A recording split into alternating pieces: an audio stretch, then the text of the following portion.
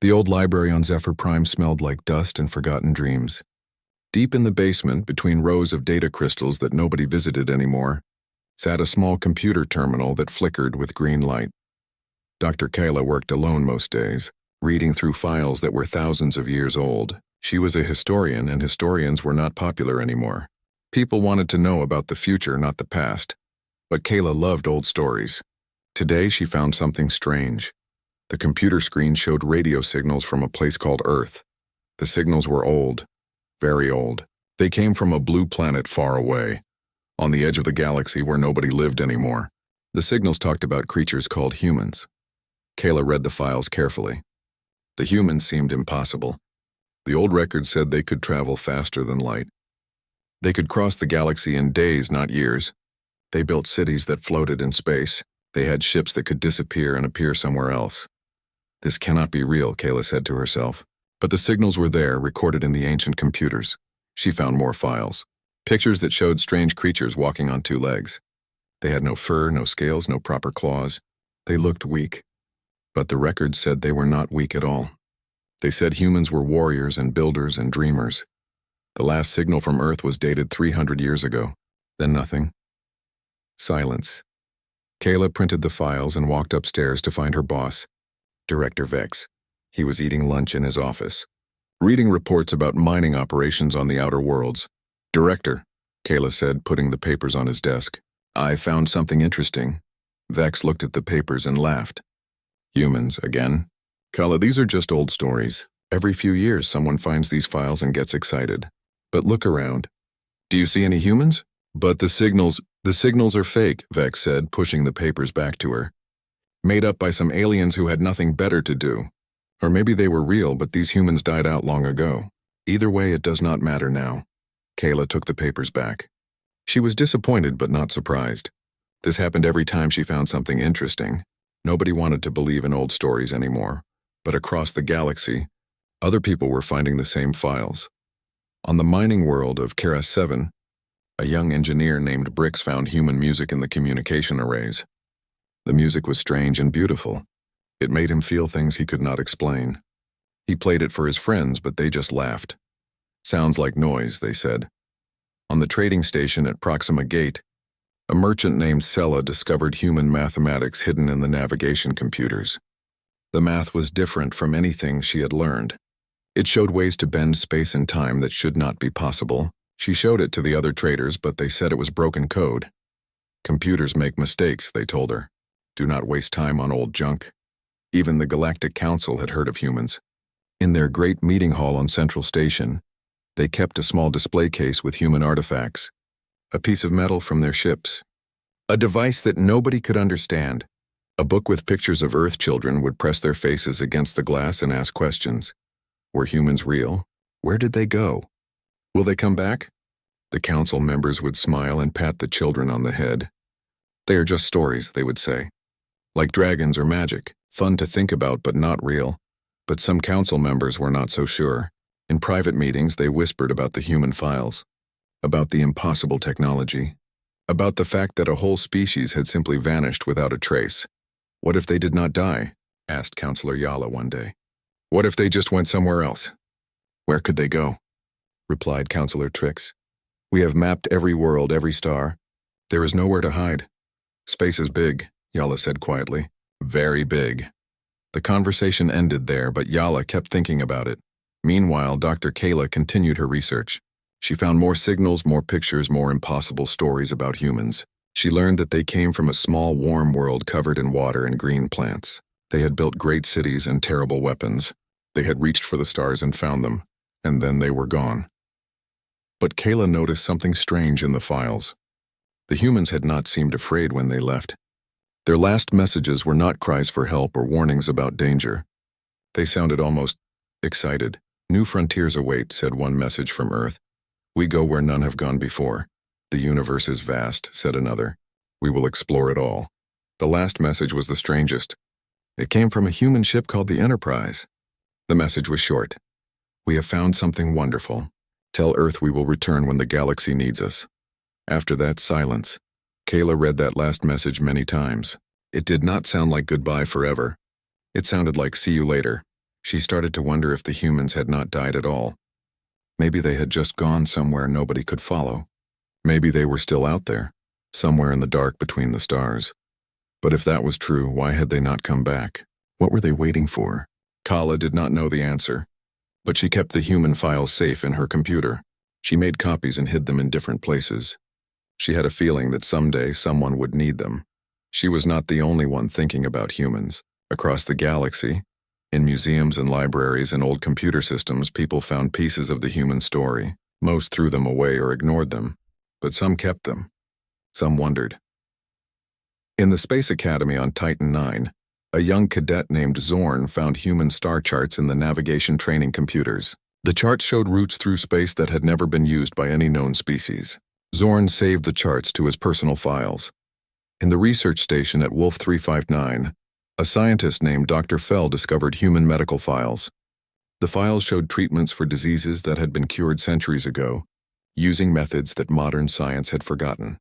Dr. Fell made copies.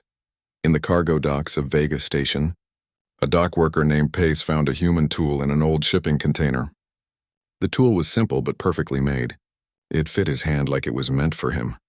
Pace kept it in his pocket. None of these people talked to each other. They did not know that others had found human things too. But somehow the memory of humans stayed alive, hidden in computers, tucked away in storage rooms, carried in pockets. The humans had become legends. Stories told late at night when the work was done and people had time to dream. Parents told their children about the mysterious humans who could travel between stars.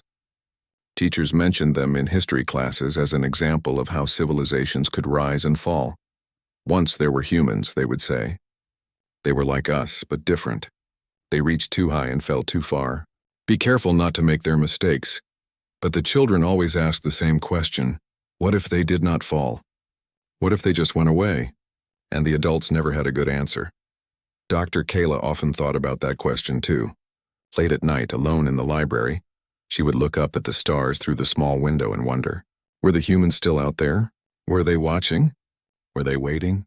She hoped someday she would find out. She did not know that someday was coming sooner than anyone expected. General Vextar stood on the bridge of his warship and smiled.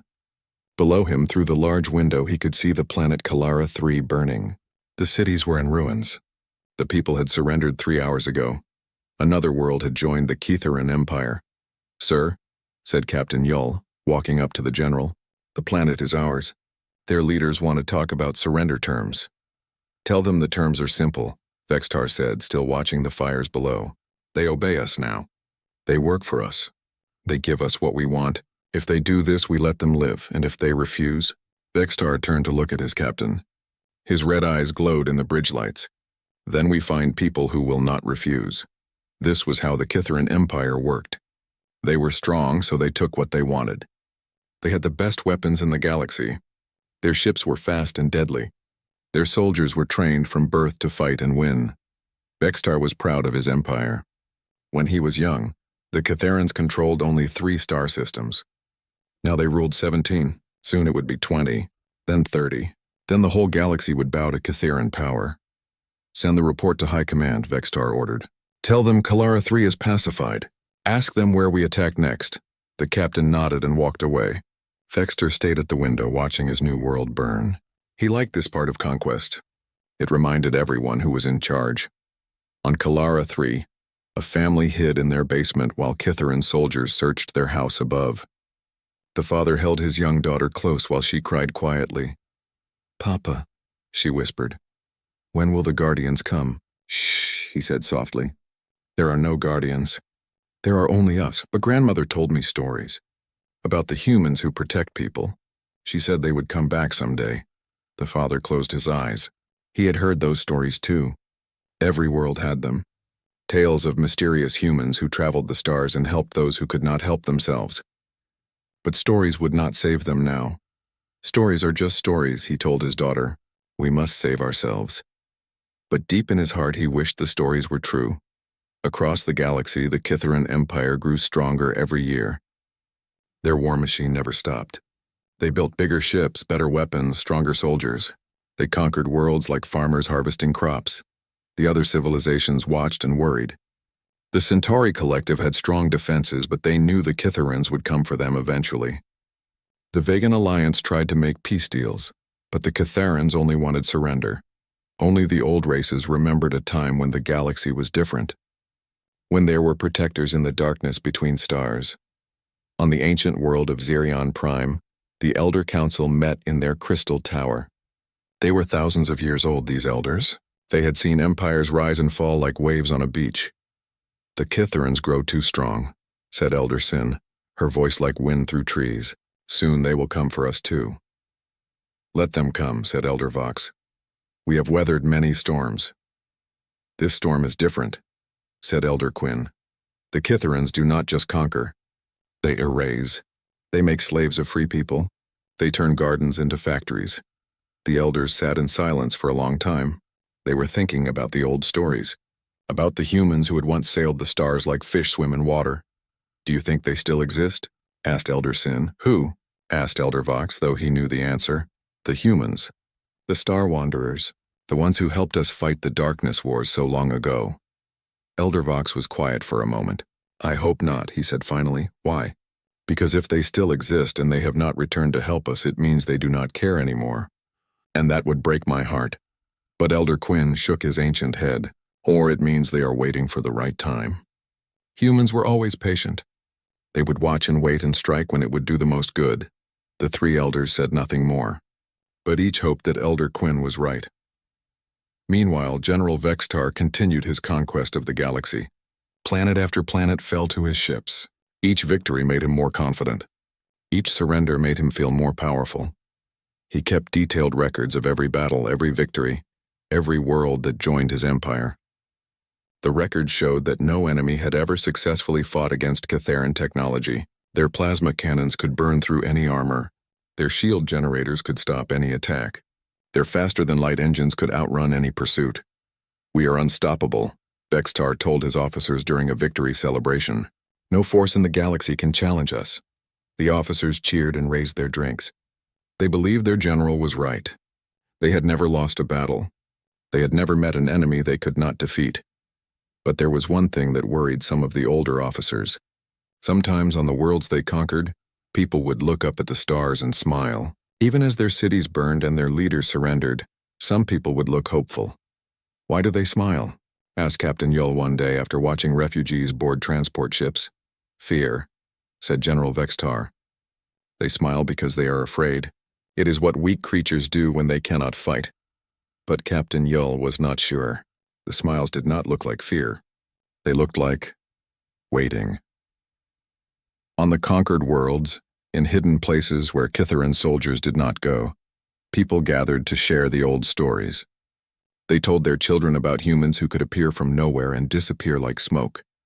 They spoke of human ships that could travel between stars faster than light itself. "Grandmother," said a young boy on the mining world of Pharaoh 9, "how will the humans know we need help?" His grandmother, whose back was bent from years of hard work, smiled at him. "They will know," she said. "Humans always know when people need help. That is what makes them human." "But how?" "Magic," said the grandmother. "Human magic." The boy did not understand what she meant, but he believed her. All the children believed. Even when their parents said the stories were not real, the children kept believing. And on some worlds, the adults started believing too. It began with small things. Tools that worked better than they should. Machines that fixed themselves. Communications that reached farther than possible. The Kitharan engineers could not explain these things. They called them random improvements and lucky accidents, but the conquered people knew better. Someone was helping them. Someone was making their lives a little easier, their work a little lighter, their hope a little stronger. The help was invisible, silent, impossible to prove, but it was there. Dr. Kayla, still working in her library on Zephyr Prime, noticed something interesting in the reports from conquered worlds. Small improvements in technology, tiny advances in medicine, little discoveries in science. All of them matched things she had found in the human files. She said nothing to Director Vex. She knew he would not listen. But she started keeping track of the improvements. She made maps showing where they happened and when. A pattern was emerging. The improvements always happened on worlds where people still told stories about humans. They happened in places where children still believed in guardians among the stars. Kayla stared at her maps late one night and whispered to herself, "They are still out there. They are helping.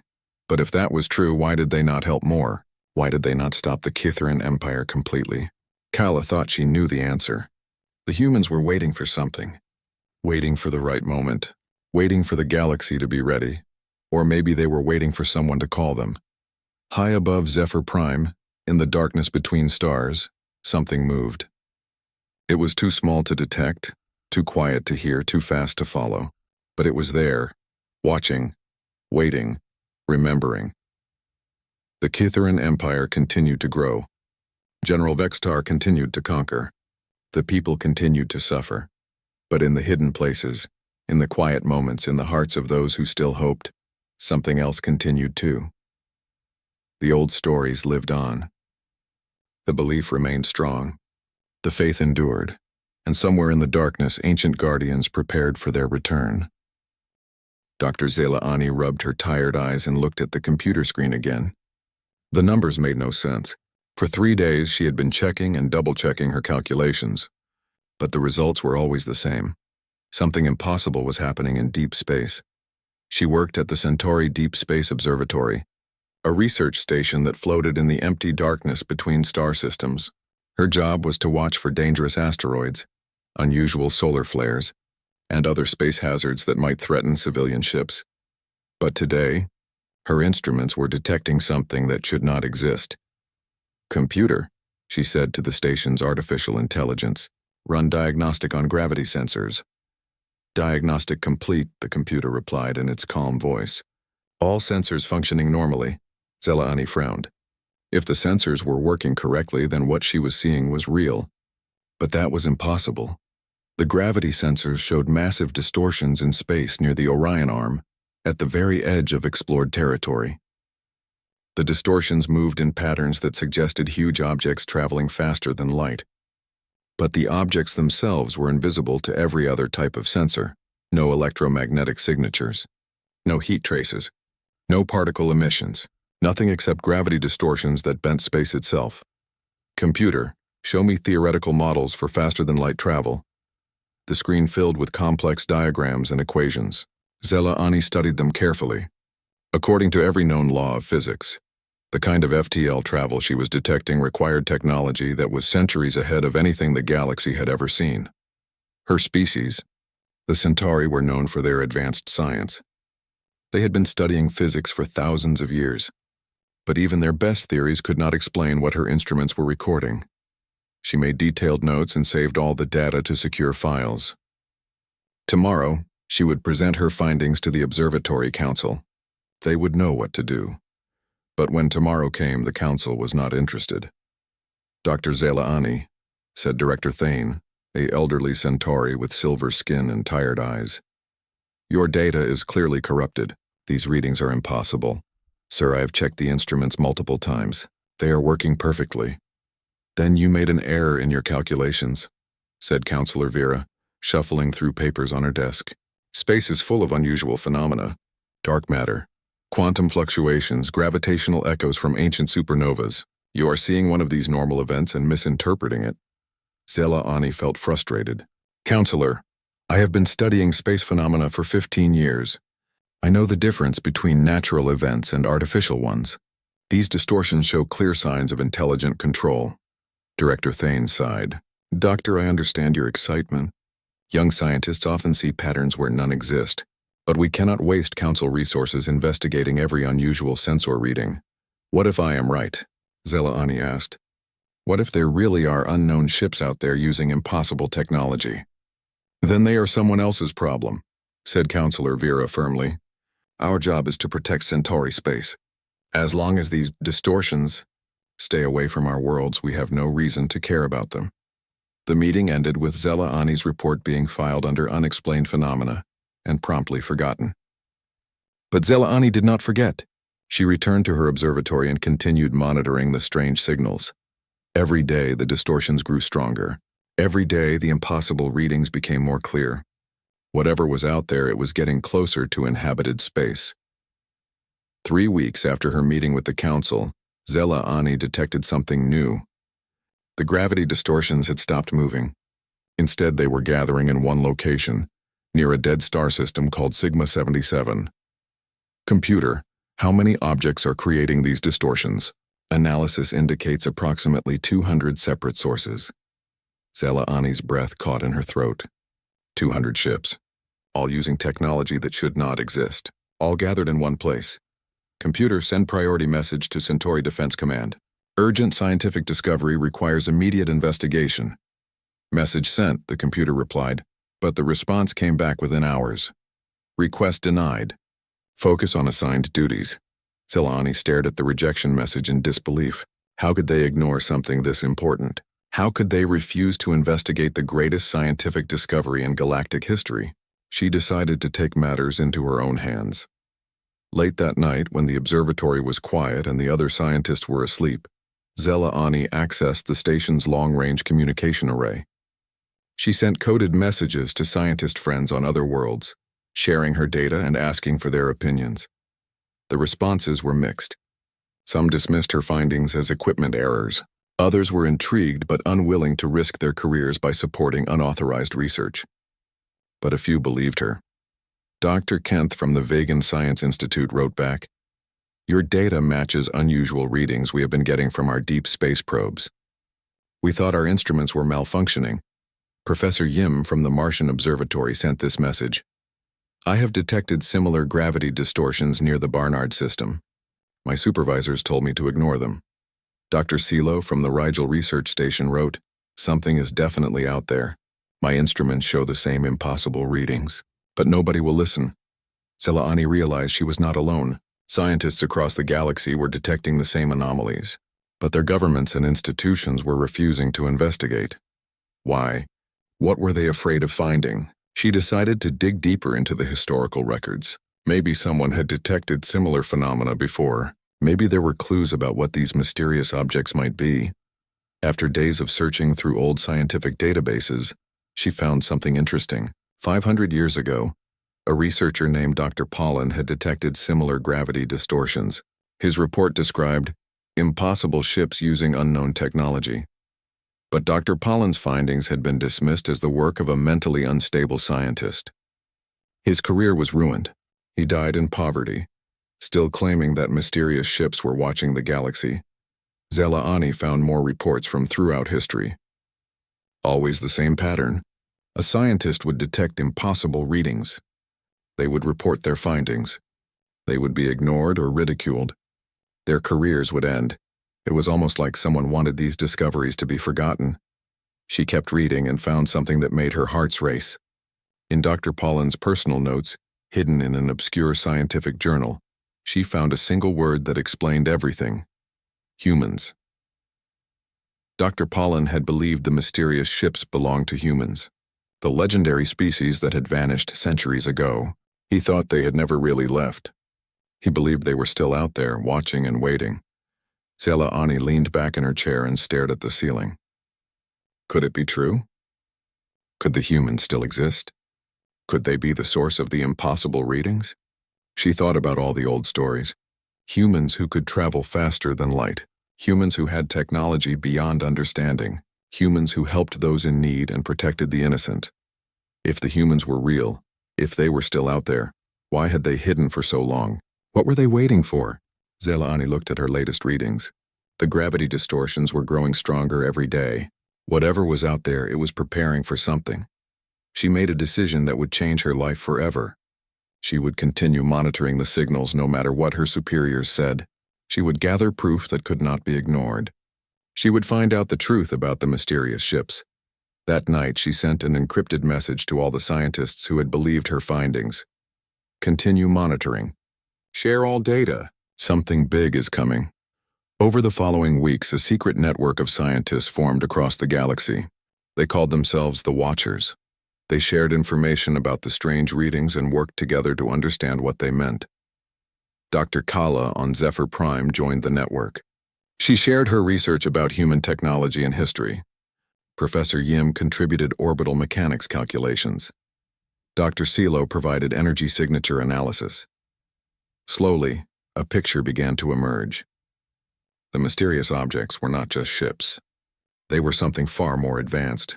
Something that existed partially outside normal space-time. Something that could appear and disappear at will.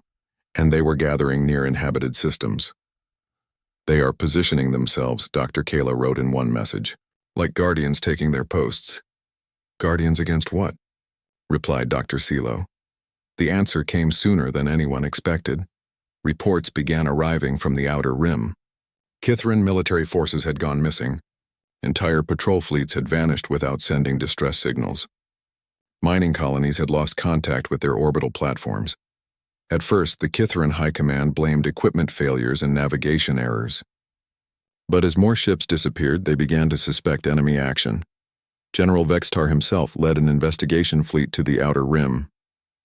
He was confident that whatever was causing the disappearances would flee when faced with superior Kitharan firepower.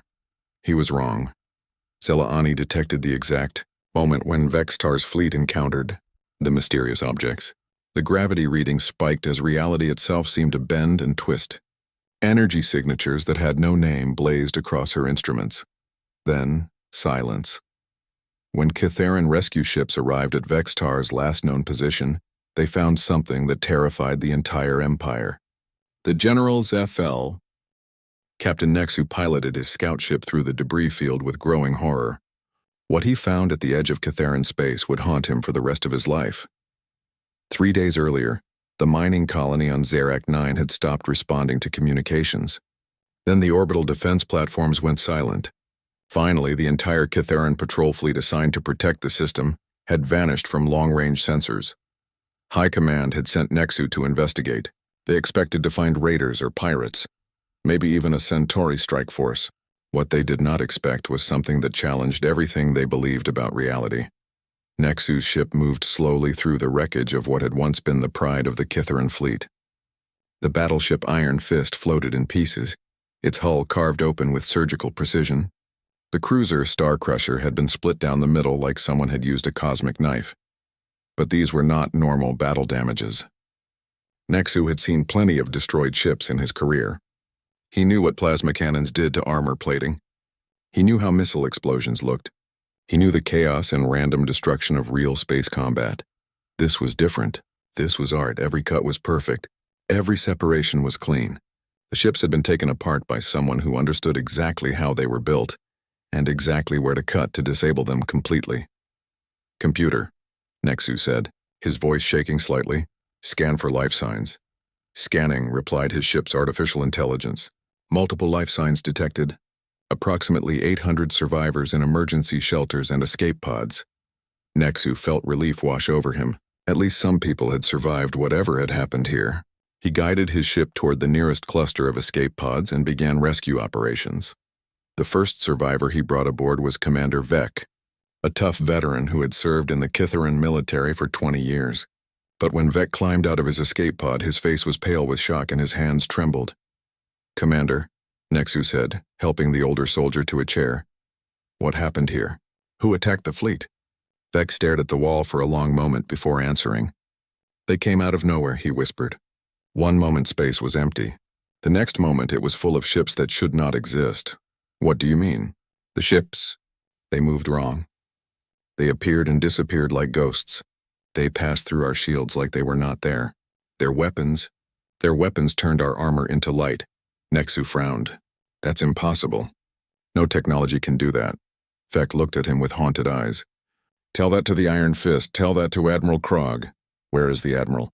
Still on his ship. Still alive. They left him alive, but they left him a message. An hour later, Nexu docked with the remains of the Iron Fist. The ship's life support was still working, powered by emergency generators. He found Admiral Krog on the bridge, sitting in his command chair and staring at something on the main screen.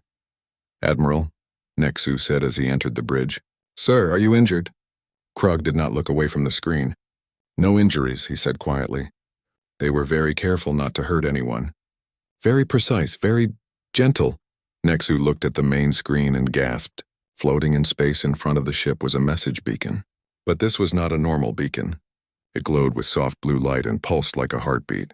Strange symbols moved across its surface in patterns that hurt to look at directly. What is it? Nexu asked. A message, Krog replied. From them. From the ones who did this. Have you decoded it? Krog laughed, but there was no humor in the sound. It decoded itself. The moment I looked at it, the words appeared in my mind, in perfect galactic standard, as if they knew exactly how to speak to us. What does it say? Krog finally turned to look at Nexu.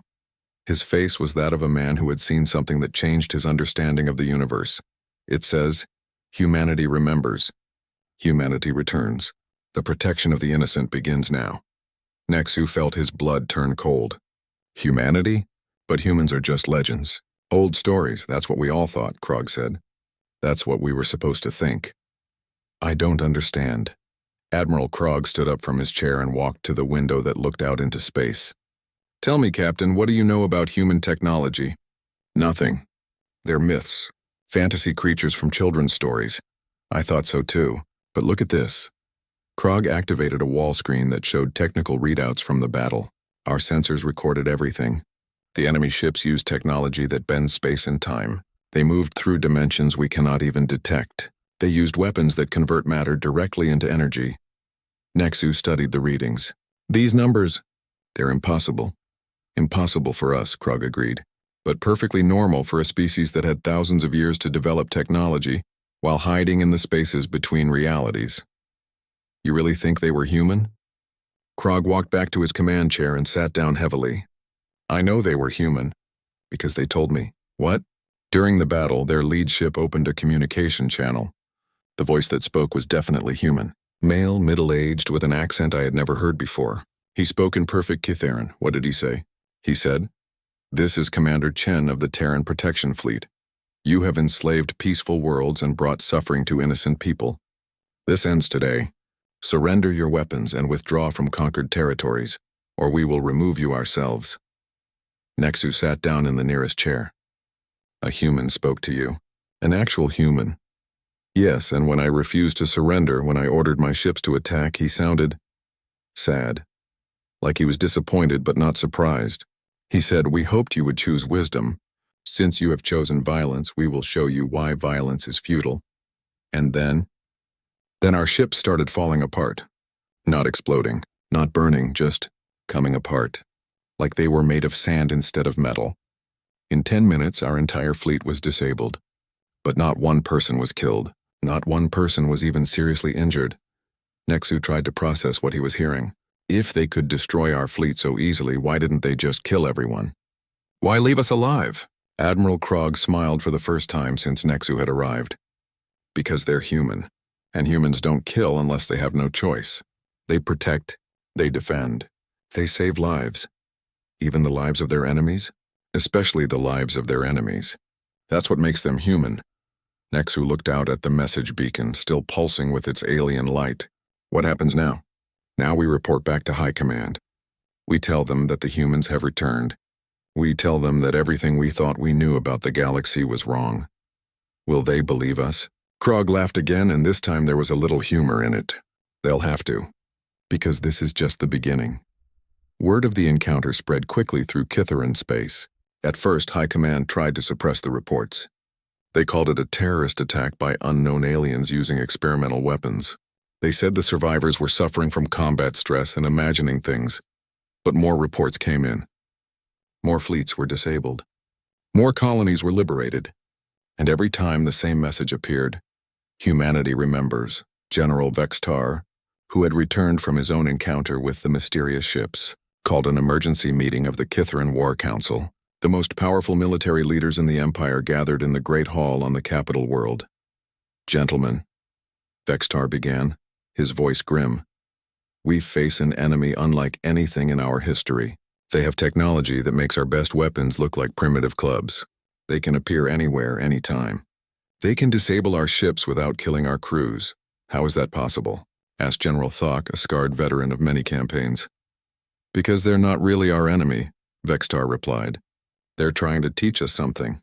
They're showing us that we cannot win through force." "Impossible," said Admiral Grex. "Every species can be conquered. Every enemy can be defeated. We just need better weapons." Vextar shook his head. "I've seen their ships up close. I've seen what they can do. Trust me when I say that building better weapons will not help us." "Then what do you suggest?" Vextar was quiet for a long moment. When he spoke, his words shocked everyone in the room. I suggest we listen to them. I suggest we consider the possibility that we have been wrong about everything. The meeting ended in chaos, with some generals calling for total war and others beginning to wonder if their empire was built on a foundation of lies. Meanwhile, on worlds across the galaxy, people who had heard the stories about humans began to hope again. In hidden places, in quiet moments, they looked up at the stars and whispered, "They remember us. They have not forgotten." Dr. Zelaani, still monitoring the gravity distortions from her observatory, detected massive changes in the patterns. The mysterious objects were moving again, spreading out across the galaxy in what looked like defensive positions. She sent a message to her network of fellow scientists. They are preparing for something big, something that will change everything. Dr. Kayla, reading human files in her library, found new information that had never made sense before. References to protection protocols and galactic intervention procedures. Plans for what humans would do if they ever returned to find the galaxy in darkness. She realized that humanity's return was not random. It was not accidental. It was carefully planned and perfectly timed. The humans had been watching all along. They had been waiting for the emergency session of the Galactic Council had been going on for 6 hours, and nothing had been decided. Representatives from 47 different species sat around the great circular table on Central Station, arguing about something that none of them truly understood. Humans were real. Humans had returned, and nobody knew what to do about it. "Order, order," shouted Chancellor Drix, a tall Andromedan with blue skin and silver eyes. He banged his ceremonial staff against the floor until the arguing voices quieted down. "We will discuss this calmly and rationally." Councillor Venna of the Centauri delegation stood up. "How can we discuss this rationally when nothing about this situation is rational? Ships that appear from nowhere, technology that turns matter into light, messages carved into space itself." "The Vegan representative has requested to speak," Chancellor Drix announced. A small, furry creature named Pip climbed onto his chair so others could see him. "My government has been analyzing the reports from all our worlds. The pattern is clear. These humans only attack military targets. They only disable ships that are threatening civilians. They are not conquerors. They are protectors." "Protectors," snorted General Krax of the Rigelian war clans. "They destroyed an entire Kitharan fleet." "They disabled it," Pip corrected. "No one was killed. In fact, medical reports show that some of the Kitharan survivors are healthier now than before the encounter. Someone used advanced medical technology to heal their old injuries while they were unconscious. This caused another wave of arguing voices. Some representatives were frightened by the idea of being so powerful they could heal people without permission. Others were amazed by the kindness such an act showed. Chancellor Drix called for order again. "We have reports from 17 different star systems. All describe similar encounters, ships that move in impossible ways, weapons that disable instead of destroy, and always the same message: humanity remembers." "But what does it mean?" asked Councillor Yax of the Tau Ceti Republic. "What are they remembering? What do they want?" The answer came from an unexpected source. Elder Quinn of Xerion Prime had been silent throughout the session, but now the ancient being stood up slowly. At 3,000 years old, Elder Quinn was one of the oldest sentient creatures in the galaxy. "They remember us," Elder Quinn said in a voice like wind through ancient trees. "They remember when the galaxy was young and full of dangers. They remember when we needed them." The council chamber fell completely silent. Everyone knew that the Xerion elders had memories that went back to the earliest days of galactic civilization. "Elder Quinn," Chancellor Drix said respectfully, "are you saying you remember the humans?" "I was young when they disappeared," Elder Quinn replied. "Perhaps 100 years old. But yes, I remember them. Tall creatures who walked on 2 legs, curious and brave and sometimes foolish. They helped us fight the darkness wars. They showed us how to work together instead of destroying each other." "The darkness wars are legend," said General Krax. "Stories told to children." Elder Quinn turned his ancient eyes toward the Rigelian general. "I have scars from those wars, young soldier. I watched human ships hold the line while we evacuated entire worlds. I saw human soldiers give their lives to save species they had never met before." "If they were so helpful," asked Councillor Venna, "why did they leave?" Because we no longer needed them, Elder Quinn said sadly. Or so we thought. The galaxy had found peace. Different species were working together. We believed we had learned to protect ourselves. What happened? The humans said goodbye.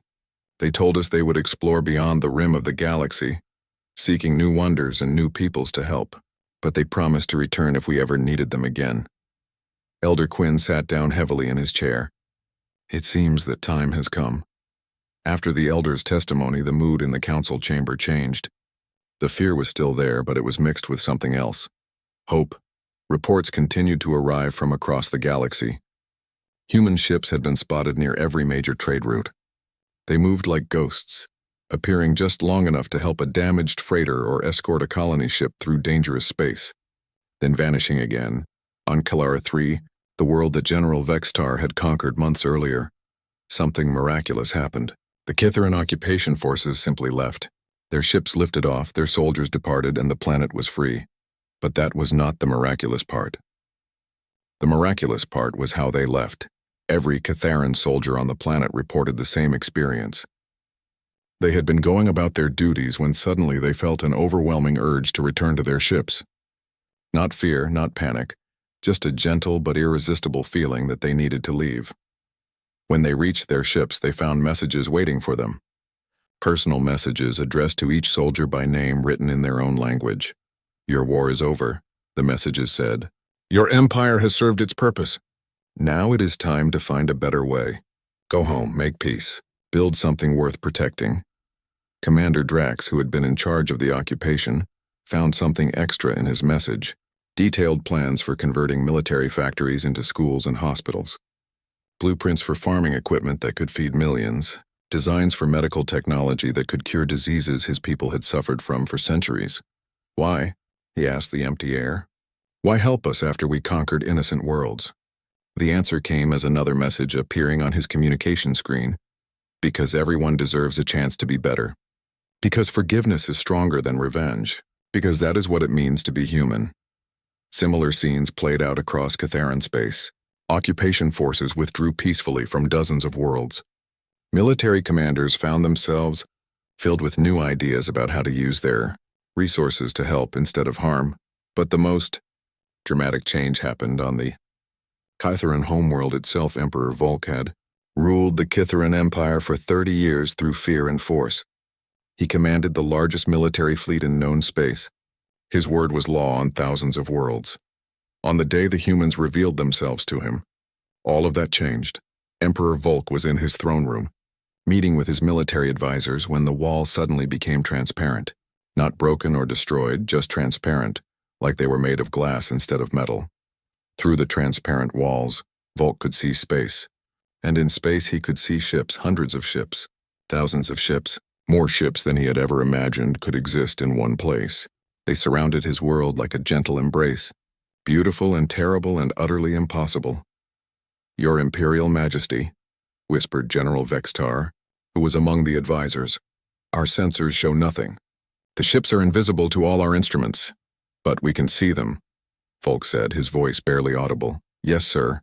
They want us to see them." A voice filled the throne room then, speaking in perfect Kitharan but with an accent that none of them recognized. It was the voice of a human female, calm and confident and infinitely patient. "Emperor Volk," the voice said, "I am Admiral Sarah Chen of the Terran Protection Fleet. We need to talk." A figure materialized in the center of the throne room. Not teleported, not projected. Materialized as if reality had simply decided that she should be there. She was tall for a human, with dark hair and kind eyes that seemed to see everything. She wore a uniform that looked both ancient and futuristic, covered with symbols that hurt to look at directly. Emperor Volk had faced many enemies in his life. He had stared down assassins and rebels and rival warlords without flinching. But looking at this human woman, he felt something he had never experienced before. He felt like a child who had been caught doing something wrong by a loving but disappointed parent. "You're real," he whispered. "We were always real," Admiral Chen replied. "You just forgot about us. Or rather, you were encouraged to forget.